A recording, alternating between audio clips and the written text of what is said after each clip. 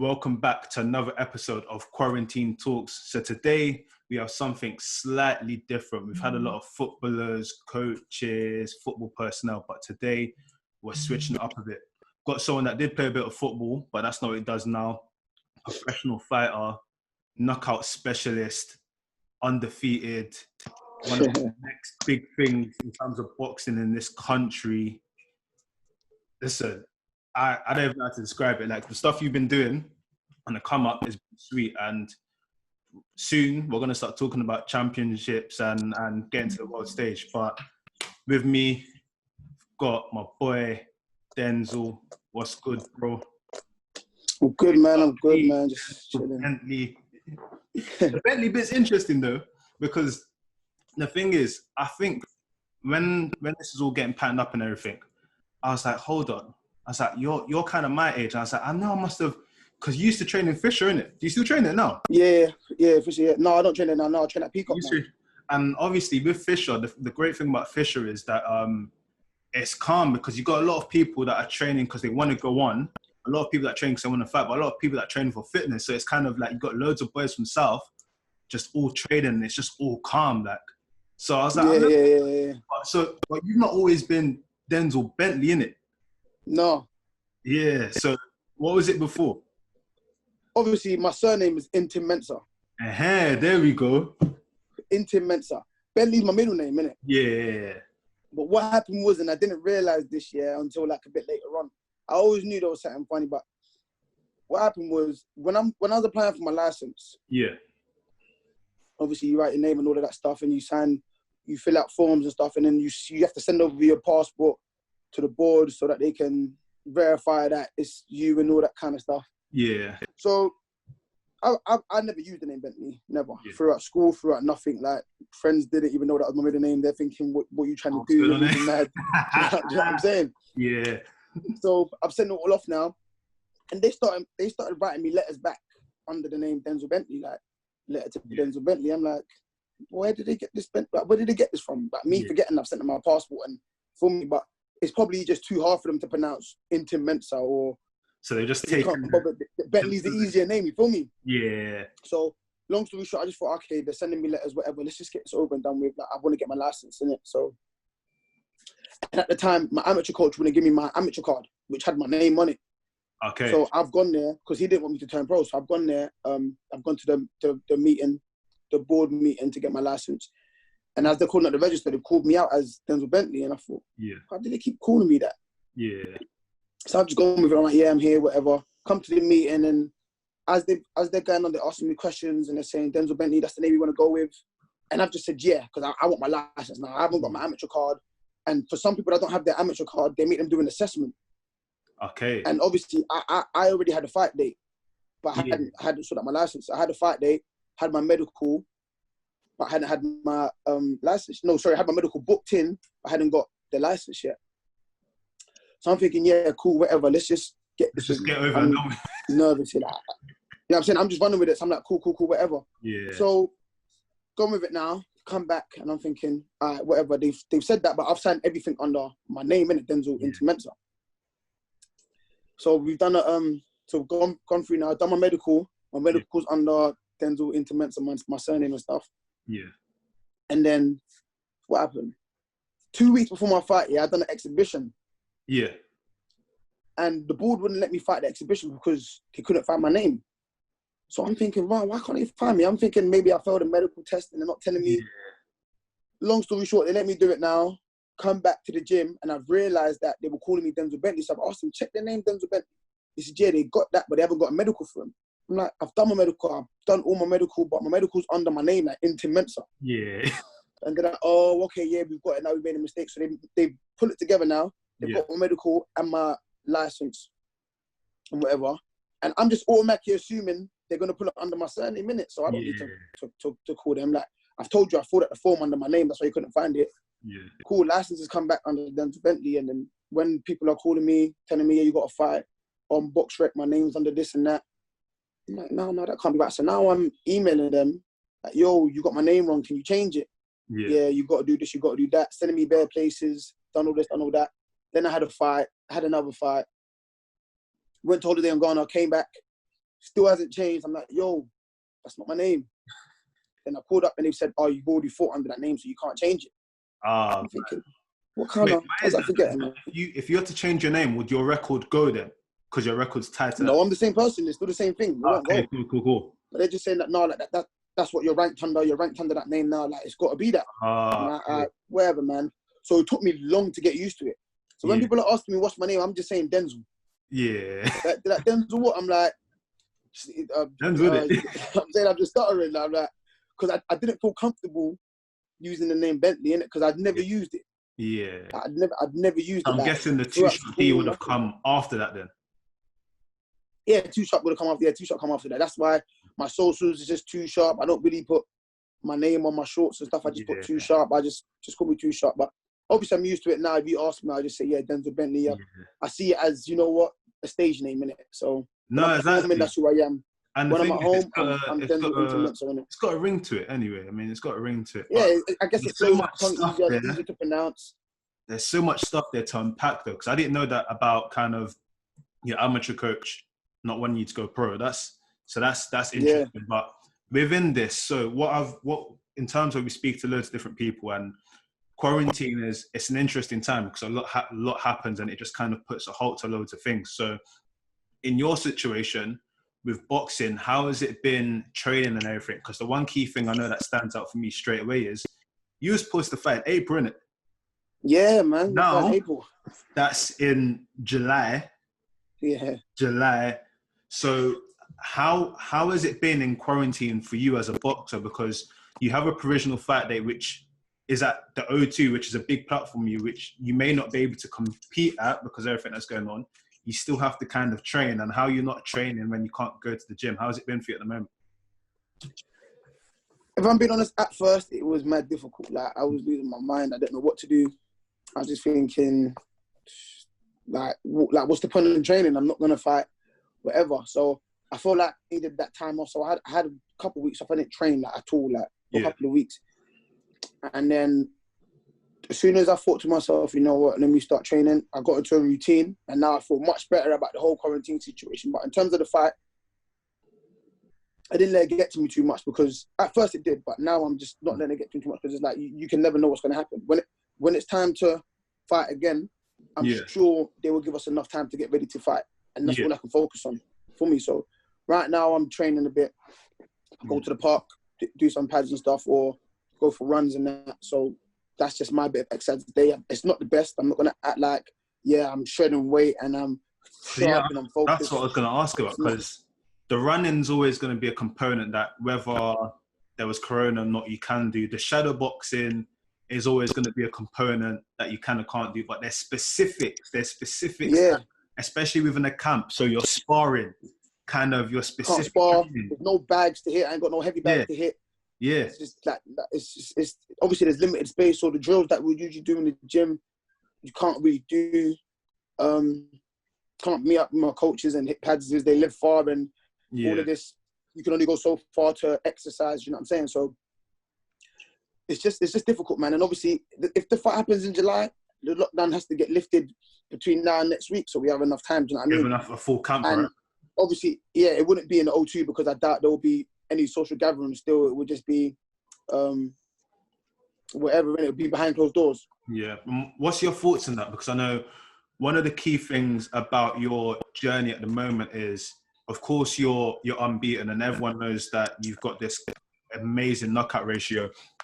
But even more so, the key thing about you is you've shown that you can sell tickets, which is for boxing, and people that don't understand boxing, that's one of the key things. You can be a sick fighter, but if you're not selling tickets, we don't want to see you. Not going nowhere. So for you, being on that card at the O2 would have been massive, because obviously it's a Frank Warren thing. Dubois and Joyce was supposed to be the main card, right? For you, it would have been kind of like prime position to showcase yourself, because you've done Royal Albert Hall, you've done York Hall, you've done what's the one in the Olympic Park now, Copper Box. So this was kind of the next step for you. So if it doesn't happen at O2, how does that feel for you? Because I mean, it's almost you're being robbed of this real opportunity to showcase yourself.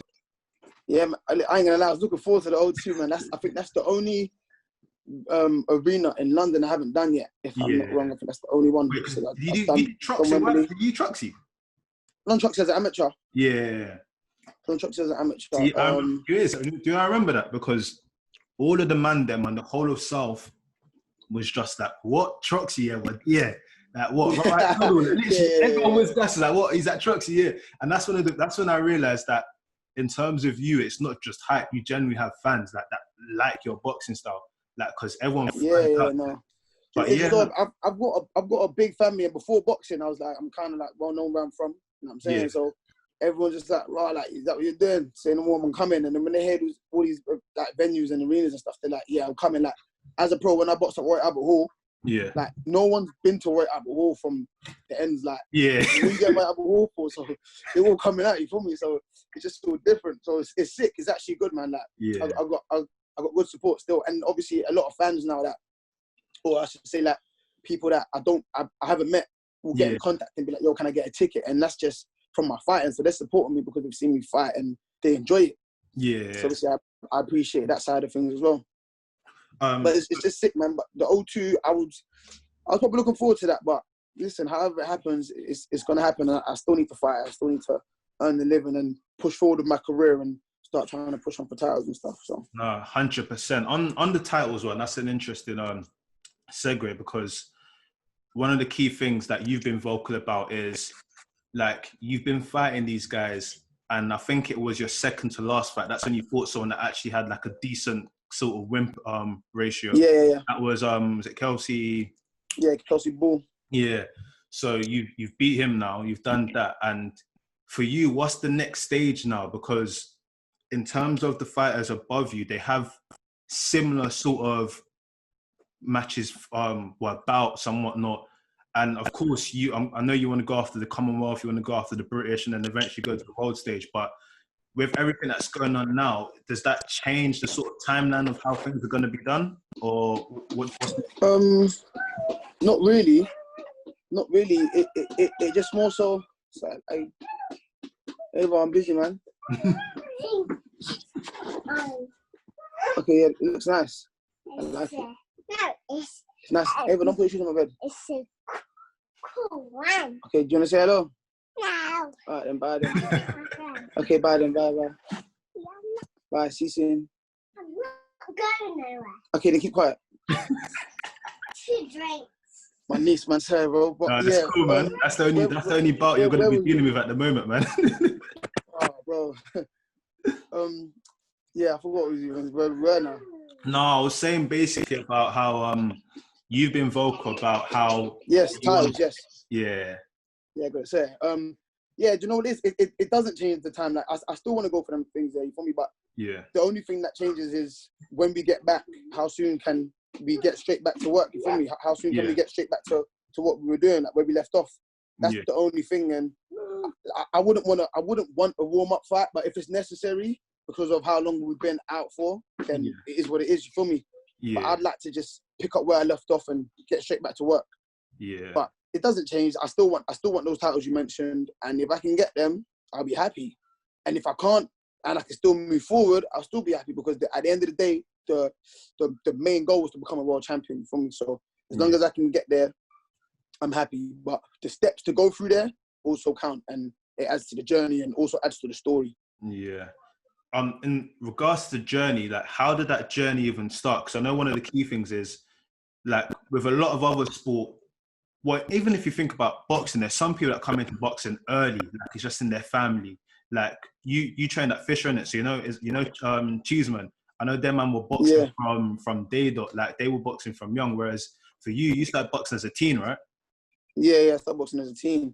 So how did that journey sort of come about from you? Because I'm pretty sure you must have kicked ball and stuff as well. How did you end up in boxing?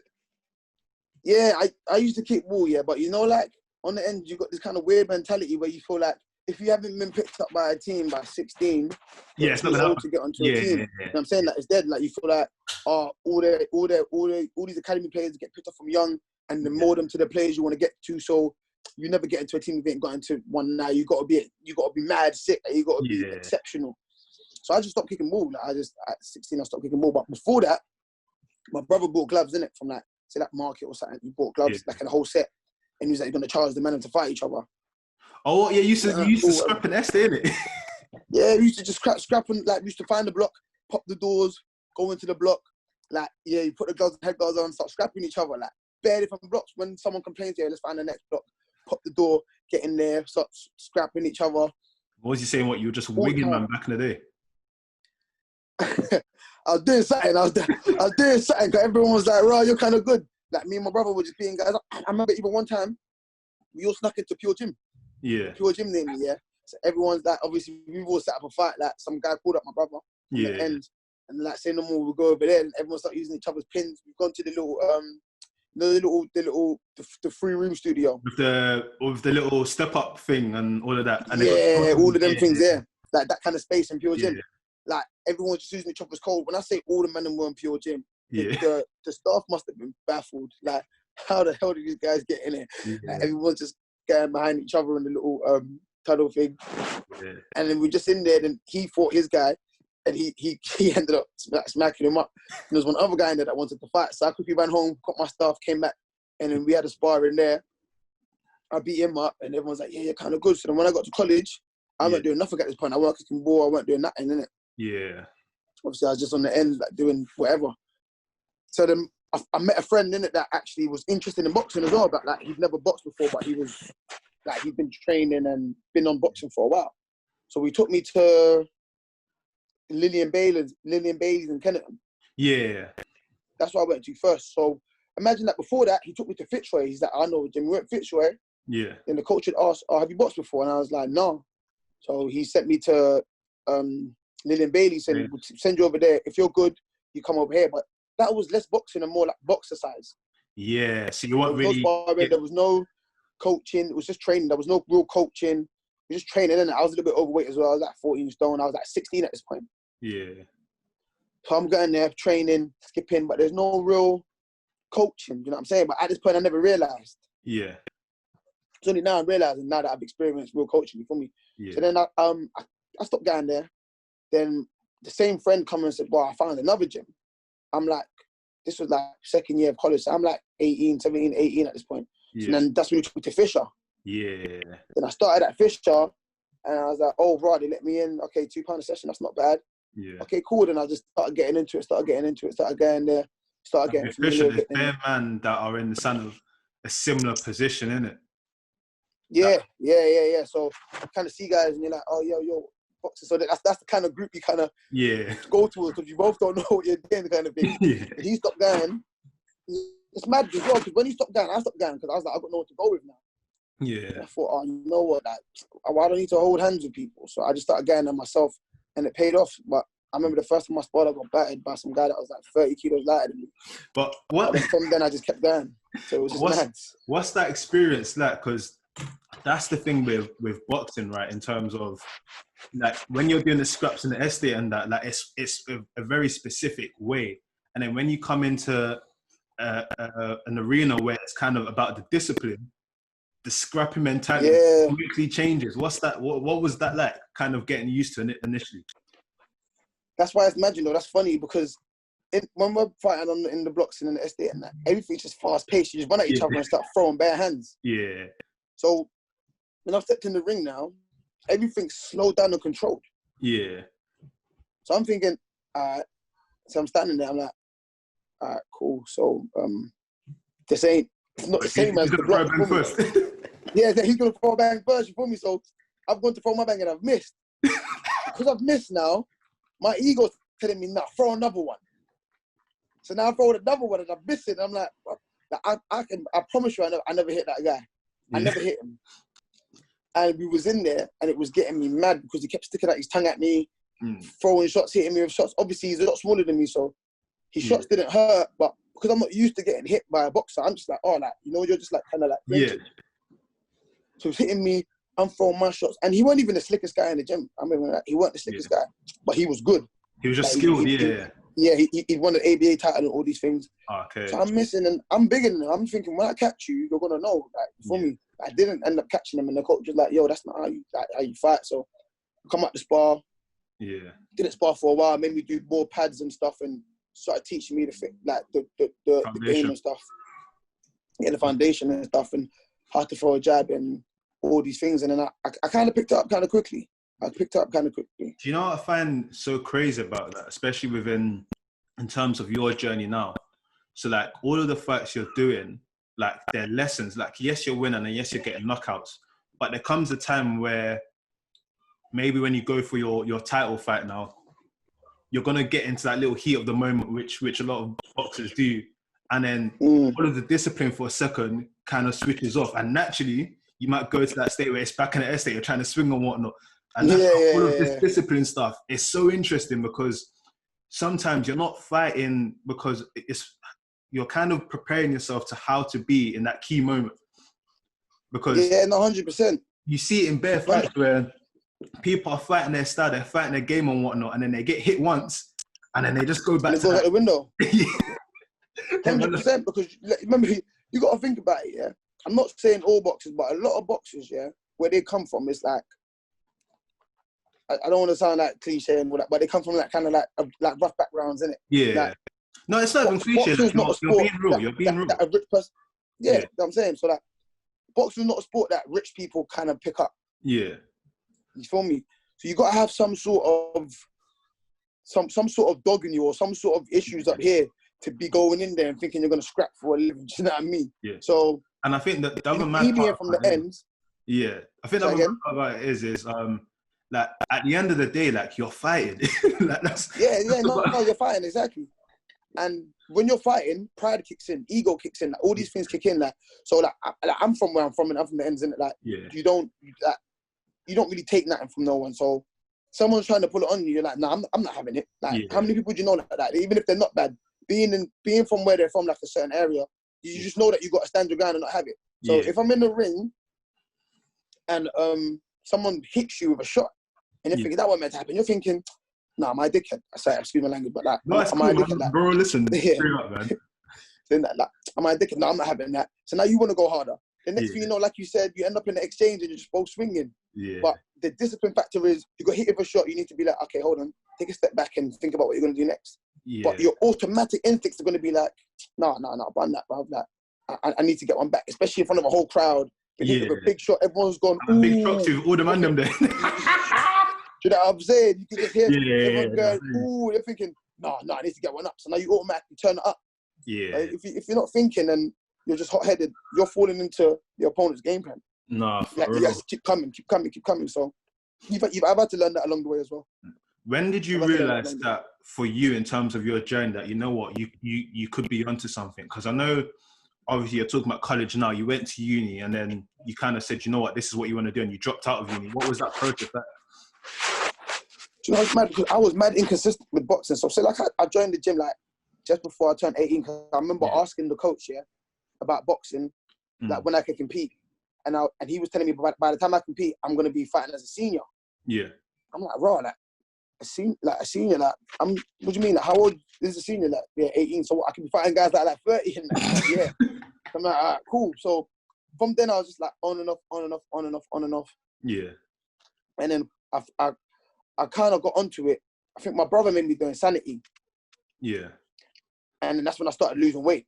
Yeah. And I was like, I'm going back to the gym. So I went back to the gym. Insanity, and I was like, I've lost about 10 kilos. You see with Insanity, how are your kneecaps still intact? That thing's mad, bro. Bro, that thing's mad. It's mad, isn't it? I'm even doing it now. That's what I'm doing now for training, bro. Yeah. It's mad. Every morning. I didn't do it this morning, though, because I'm thinking, bro, I'm not. It's not the same as when I was 18. Yeah. When I was 18, I was a little bit more fresher.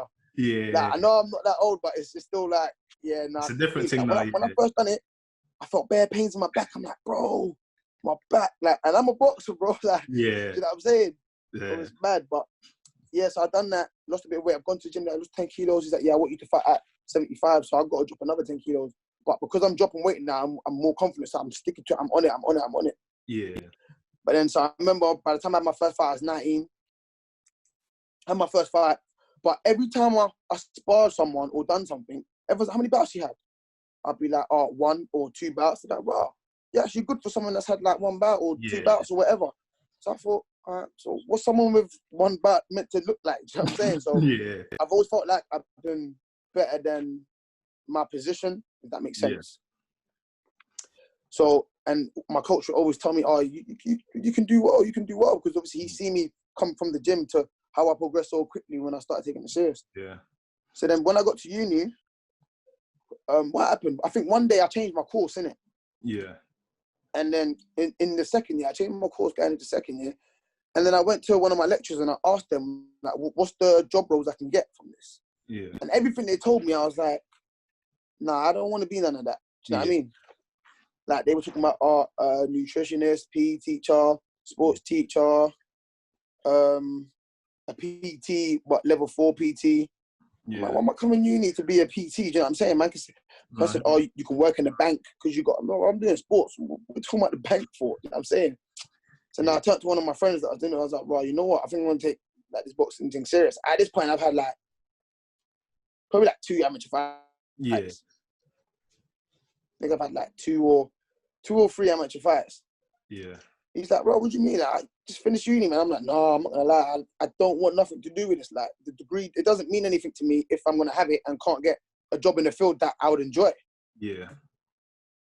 So I'm dropping out. And I feel like the time that I'm spending in uni, I should be spending at training. And if I can't do that, then I'm a failure overall. Yeah, like if I do that, I'm a failure overall, and I've got no discipline, and there's no point in me chasing any dreams because I've got all this time in the world and I'm not going to use it to train. Yeah. So long story short, at the end of the year, I just didn't go back.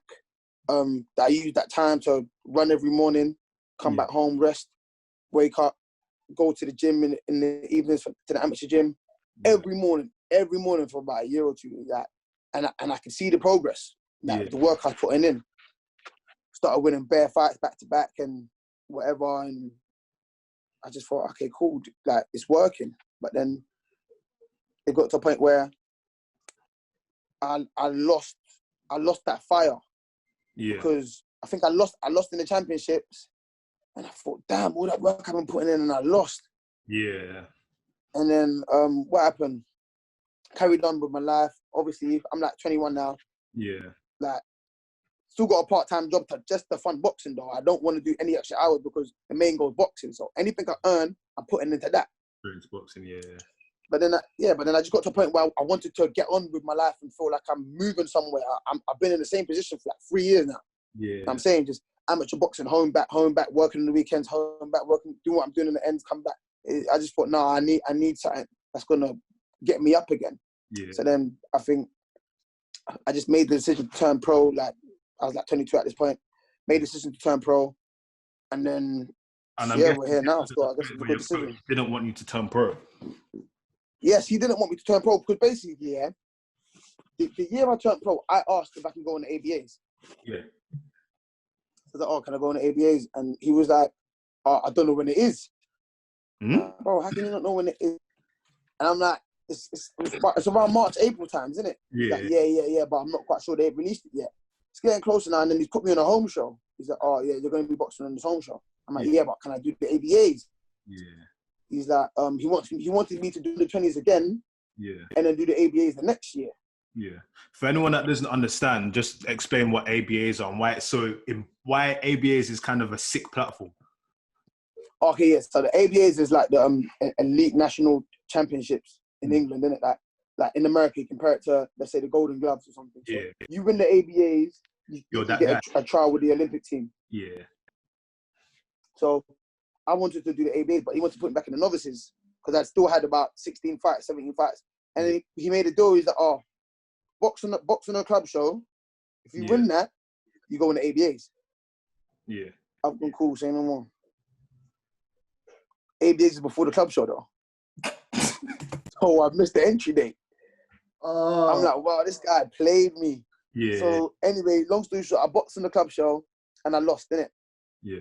And I was like, yeah, bun this, man. I don't even know if I want to do this no more. Like, this is just getting boring now. Yeah. And then that's when I made a decision where I was like, I need to get on with my life at 22 now. I ain't really earning no money. Yeah. Just living in my circumstances, like, it's hard. Like, it's hard, isn't it? Yeah. Damn. Okay, cool. Because now I'm not doing anything. I'm trying to be good, straight path. Obviously, working, boxing, that's it. I'm thinking, damn, this is just getting sticky. I can't I can't live like this. I'm thinking it's either I just drop out. It's either sorry, bro, someone called me. It's either I just drop out. I'm sorry, it's either I just stop doing what I'm doing. Yeah. And get a job and carry on. Yeah. Or I just turn pro. But I was scared to turn pro. I'm thinking the pro thing's mad. I'm scared to turn pro. Yeah. But what I didn't want to do is wait another year in the amateurs to do the ABAs. Yeah. Because I'm thinking that's just another, like, do you know how long a year is when you're just doing the same thing? Yeah, exactly. It kind of feels like flatlining instead of going up. Yeah. You know what I'm saying? And I wasn't feeling the burn or the hunger or whatever you want to call it. I wasn't feeling it. So I was like, you know what? Cool. I'm going to turn pro.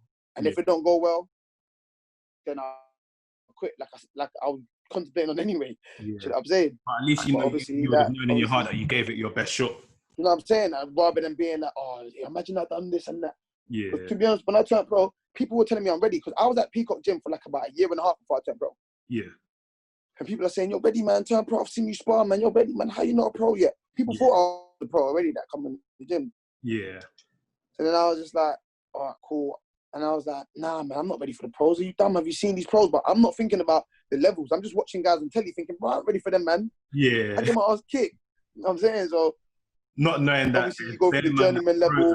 And there's different levels to it, yeah. There's different levels, you feel me? So I'm thinking about there's journeyman level, then there's prospect level, then there's obviously they get you in 50-50 fights before you build onto that. Yeah. So when I went back to my coach. I'm like, yo, Steve, I'm turning pro. Yeah. He was like, yo, what? I knew you were, but no. But why are you turning pro? The pros are rubbish, boy. They won't look after you. They cheat you. Expose the fun. Just keep it fun. Like, just stay in the amateurs. Like, no, Steve, like, I can't. I don't want to. I'm turning pro. Saying, listen, you do what you want to do, but I'm telling you, they start telling me bad stories about pros that's been done dirty and that. I'm saying, yeah, I get that, but at the end of the day, that doesn't scare me, innit? Like, yeah. I'm sure there's other athletes or there's other people out here that say, like someone that's joining the army, for example, yo, brother, you get killed. They're saying, yo, it doesn't matter. I still want to serve for the army. You know what I'm saying? It's negativity in anything that there's always going to be something that can go wrong in anything you can do in it. But if you literally, but you have to back yourself at the end of the day. And I mean, you back yourself at all times, because if you let these things get to you, you won't do anything. For real. Especially in boxing. So boxing can be a lonely place at times as well. So you've got to back literally the whole way. I was just like, yo, then he didn't want to turn pro. I asked him for my card. He didn't want to give it to me. And I was like, yo, Steve, I'll come to the gym and get the card. But he didn't want me to see the other fighters in the gym and then ask me where I've been. Then I say I'm turning pro. And that might influence them to turn pro. So he was like, yo, I'll send it out to you. Yeah. I was like, cool, as long as I'm getting it. But he didn't send it out in time. So by the time I went for my meeting with the board, I didn't have my card. Right. Imagine that it came the day after. Man. I'm thinking, brother, I've already done my meeting, but obviously, luckily, thank God, they've already passed me and said, you know what, we'll give it to you. Yeah. Because the guy at the board knew Steve and he knows how he's old school, you feel me? Okay, so he can kind of give it a blur, yeah. So he kind of knew what Steve was at. But then again, I'm not speaking bad. Steve's a great coach. Like he taught me how to box from the scratch. But obviously, he's just thinking about like things that's happened to him as a pro or other people that he knows, and he didn't want these things to happen to me, innit? Because he's feeling like, raw. Like he genuinely had love for all the kids in the gym. And that's like, the role of a coach. Like it's at the end of the day, like, a coach can only advise, and then the fighter's got to take the decision. You get me? And it's the same thing in the ring. Like, a coach can tell you what the strategies and whatnot, but it comes to a point in the ring, you've got to decide, you know what, this is what I'm doing. This is the combination I'm learning because 100%. Like literally, and everything. Like even if they're giving you that life advice, you just listen. And like, if anyone gives you advice, you just listen. But it's up to you as a person to take on board that advice. You feel me? So like, he wasn't doing it in a way where he was like, nah, I don't want you to turn pro. You're not turning pro. Yeah. He was like, cool, do what you're doing, but listen, there's all these things that's happened. Yeah. You're going to lose love for the game. You're not going to have a good experience. Obviously, he's only talking from experience, isn't it? Pardon me, things he's seen and things that's gone. Like now, he's always calling me to congratulate me, and he comes to my fights and that. He's mad supportive in it. So that's mad respect. I ain't going to say it was like a bitter thing, innit? It wasn't from a bitter place. I just thought I'd put that out there before people start thinking that any kind of. It is. So you do stuff like this, and the fact that you've touched on that's quite interesting, because one thing I'm always passionate about is I love hearing people like us being able to tell their story freely, innit? Because what happens a lot of the time, when they do tell their story freely, someone might come and be like, oh, yeah, then said this and that. And it's like, no. Like, I'm saying, yeah, exactly. Like, we should be able to be free on platforms and whatnot and just say, listen, this is how it was. Like, it shouldn't have to be chopped up. So, no, I appreciate that you're being real about that situation, because at the end of the day, there's going to be younger fighters that are going to go through the same thing. Yeah, no, 100%. Yeah, 100%. For them to hear you talking real about 100%. It is sick. So how do we go from that position to then what would have been 2019 and signing for Frank Warren? So when I first turned pro, obviously I'd won no national championships. I think the most I got to like the quarters or semis. Yeah. But I won no championships. I didn't have a deep amateur background and all these things. I had 17 fights in it. Yeah. So I've had to start from small horse shows, innit? Yeah. Where you're just selling straight tickets. Yeah. Which is hard, and a lot of fighters don't understand that that's a thing. Yeah. For me, because I see a lot of young fighters nowadays talking about they want to turn pro. I'm like, how do you? They're like, yeah, I'm 18, or as soon as I'm 18, I'm turning pro. And I'm like, yo, slow down, because the earlier you turn pro, the less chance you have of getting a better deal when you sign, because unless you've had a mad amateur background as a junior. Yeah. So I'm saying, so I just started selling tickets on the small horse shows, and I guess that's what's helped me now on the Frank Warren shows build up and be able to sell loads of tickets, because I started from those small horse shows doing it. I had no choice but to do it. Yeah. So I'm selling tickets to get paid, selling tickets. But what saved me was the gap between the fights I had on normal shows. Yeah. And on dinner shows, because on the dinner shows I don't have to sell no tickets. Okay. I'm just fighting and getting paid. Yeah. There's not a lot, but I'm getting paid for me. So yeah. I'll have a fight in the dinner show. Yeah. People are like, well, I can't come. Oh, man. Oh, I'm going to miss this one. Boom, you see a knockout. Oh, I need to bet the next one. Yeah. And the next show's going to sell more because the last one, they couldn't make it. Yeah. So they want to see this one. For me, so, yeah. All right. So I had like 8 fights before I signed. 4 on normal shows, 4 on dinner shows. Like, it just happened. It just happened in my favor. Like, it all fitted in at the same time for me. Yeah. So I think the last dinner show I boxed on was on Frank Warren's dinner show. Yeah. But for that one, it was a last minute call up. Okay. I was already in the gym training that morning. Yeah, this was a Monday. Training that morning, and then I've done 10 round sparring, everything, like getting ready for I had an 8 rounder in December. Yeah. So this is November. So I had an 8 rounder in December. So I'm getting ready to go. I got like 2.5 weeks to my fight. So I'm deep in camp now, like doing 10 round sparring, 8 round sparring, all of that. I've got home. Couple of hours, might be at 5 o'clock. My coach has phoned me like, yo, you're out, you eating? I'm like, bro, where's this coming from? You not call me to see if I've eaten. Yeah, you could be fine tonight. I'm like, oh, for real? Like, yeah. So what do you mean? Yeah, Frank Roman's got a dinner show. I'm like, yo, yeah, cool. I'm on it. And my manager phoned me. Yeah. Like, yeah, you ready? Meet me at the gym by like 7. And I'm like, cool. At this point, I'm thinking, what have I just done? Yeah. Like, I've just trained this morning. I ain't even had my nap. Yeah. And I'm out here talking about I'm going to go fight. And then obviously I'm packing my stuff now. I'm at home packing my stuff. And I'm trying to show, I'm telling my mum, my dad, my brother, I'm like, yo, I'm fighting. They're like, no. My dad and brother are like, no, you're not fighting. My mum's like, yeah, go fight. Where you fighting? I'm like, yo, my mum's the only one saying, go do your thing. That's interesting. Your career, if you lose. Typically, you'd think it would be your brother and your dad saying, yeah, go and fight. Your mom would be like, no, don't, you've been training. That's interesting still. You feel me? That's why it's mad. But literally, my mom's like, yeah, go do your thing. I'm like, cool. And I told my brother, I'm like, yo, I'm not even asking. I've already agreed. I'm just telling you, like I'm going now. Like, when you don't want to come, get ready. I'll send you the address in it. Come in. Yeah. So like, all right, cool. So I've gone down there, but on the way there, I'm thinking, bro, like, I'm actually shitting myself. I'm like, bro, what am I doing? Yeah. But I just know the only reason I'm doing it is because it's a Frank Warren show, and I know that it's my time to impress, like my time to shine kind of thing. Yeah. So we got there now. I found out I was fighting a guy that's never been stopped. I'm like, what is going on? Like, these guys are setting me up. He's had like 6 wins, 7 losses. So obviously he's still journeyman level, but he's half and half, innit? So he's coming to win. He's just not good enough to win. You know what I mean? Yeah. They've all asked me, "Oh, what do you want to do?" I'm like, "Oh, I've trained today. Give me a 4-rounder." I've stepped in the ring. The announcer said it's a 6-rounder. I'm like, "Bro, what is going on? Like, can I do 6 rounds right now?" So I've gone in there, knocked him out in the 2nd round, and then Frank's like, "Denzel, good job, good job." I'm like, "Oh, well, he knows my name." Like, feel me? Like, they know about me. Say no more. And then from then they were kind of impressed. And then all I had to do was win my next fight that I had in December, 2.5 weeks later. Yeah. Won that, and I stopped that guy in the 1st round. Got back to the gym after Christmas, and they sent over a contract. And my manager was like, "Yo," he emailed it to me. I was like, "What's this?" He's like, "Oh, a contract from Frank." I'm like, "Swear down."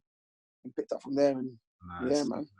And the thing is, being under that sort of establishment is sick, because you've got like you got your Fury brothers, you got Dubois, you got Joyce, like you've got Anti Yard as well. You got some big boy boxers in there, and especially when you look at those names mentioned, those are all guys that are trying to go for the top. So it means that you are kind of in good company in that realm. So, I mean, even if you look at Dubois' kind of ascendancy, it's been mad. Like, he's fought like some guys that have got good records, but Frank's already talking about, he needs to be challenging for stuff now. And that always seems the case with Frank Warren fighters. He wants them to go and challenge for the best. So fingers crossed, the English and the Commonwealth. Yeah, 100%. Yeah. Come soon. Because what's the situation with the Commonwealth now? What's the situation with that belt? Felix Cash has got it. Yeah. But obviously he's with Eddie Hearn. So like, that's a fight where, like, if I was mandatory to fight for it, then like we'll go to purse bid and we'll get one of them fights. So yeah, I think to just make a fight like that would be more difficult than it may seem for me. Yeah. But that's a fight I definitely do want. I want to. I know there was talk of you last year fighting Matthew in it, but did that? Who, say? You kind of breaking up? No, towards the end of last year, because I know there's Felix Cash, but yeah, there was talks of you fighting. Was it Matthew? Say again. Talk to me fighting. Yeah, for Matthew. Well, I've forgotten his surname still, but because I know there was wait, who's got the British title at the moment? Liam Williams. Okay, so that's something that wait, but wasn't the British vacant for a little bit? It was. Oh, yeah, I know Mark Heffron. There we go, Mark. I said Matthew. Yeah, Mark. Yeah. Mark Heffron. That's what I'm saying. That's what I'm saying. Those are the fights that we want to take, innit? Yeah. The British was vacant, and then Mark Heffron fought Liam Williams for me. Yeah. And then Liam Williams beat him. Yeah. And I've just been saying I'll fight Mark Heffron. He's saying if there's something good on the line, they'll fight. So obviously Williams is moving on to world level soon. So we're saying, well, we'll get that on for the British. Like, I don't mind. Like, let's take it. Like, for me. But I've heard recently that he's moving up to super middleweight. So that's a fight that's probably not going to happen. But for now, anyway. It's interesting because, like, you get so many people coming through different avenues. Like, one of my homeboys is Derek Ozaze. So obviously he's done all of his thing, and then he's now come and like he's like in a good position now, and I think in terms of the UK, like you standing in good ranking, I mean, it's only a matter of time, and especially with Frank in your corner, it's definitely going to happen. But I guess for you, it's just the key thing is getting back into the ring ASAP, isn't it? Yeah, that's the key thing. Getting back into the ring ASAP, man. And with Derek as well, Derek's a good fighter as well. Like, we sparred before. Like, he's a good fighter. He's done well in the Golden Contract, and he's catapulted himself right into that position. So that even that we're in the same weight class, and a fight with him is almost like gonna happen for me. Like, it's undeniable. Like, if we both keep doing our thing, like a lot of the guys in the rank position around the same age or the same kind of experience, where we just all turn pro around the same times, those fights are like are gonna happen, like some way, somehow. But obviously with the different platforms we're on, we'd all get moved in different directions. Exactly, yeah. You know what I'm trying to say? But say, for example, I'm mandatory for a British title that someone else has. Yeah. I'm not then gonna say, nah, I don't want to fight him. No, I'm gonna go for that. You feel me? And I'm sure that's the same with all the other fighters around that kind of position, everyone wants their shot, but they want to be rewarded for their shot. Exactly. You know what I'm trying to say? Exactly. So it only makes sense. But for me right now, my main thing is just getting in the ring as soon as possible. Like, the only thing that I'm bothered about right now in this lockdown phase is getting back in the ring. Like, I'm over it now. It's not getting to me like it was before. Yeah. Whereas before it was like, bro, I can't take this, man. How can I stay up? Like, it's not getting to me like that. Yeah. Like, I swear down, I'm easy now. I'm calm. Yeah. It almost feels normal now. Like, do you know what I'm saying? But For real. the only thing that I really want to get back to is fighting. I want to get back to boxing. Obviously, that's also my career. I don't like being in a standstill. Like I've explained earlier, like I also want to feel like I'm progressing in life. Feel me? So that's the only thing I'm worried about, like my career. And obviously, I actually do want to fight. Like, I love boxing. Like, if someone told me right now, yo, we're sparring, I'm going to spar. You feel me?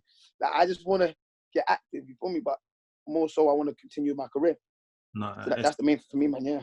It's proper dope to kind of see your transition from someone that kind of, knew that they liked something and then it became your love, and then you've taken it seriously, and because obviously you had the skill set to do it, but to actually get there now and be in a position where the only way is up, it's just proper dope to see, man. More power to you, and I'm sure once this is all done, No, I appreciate that, man.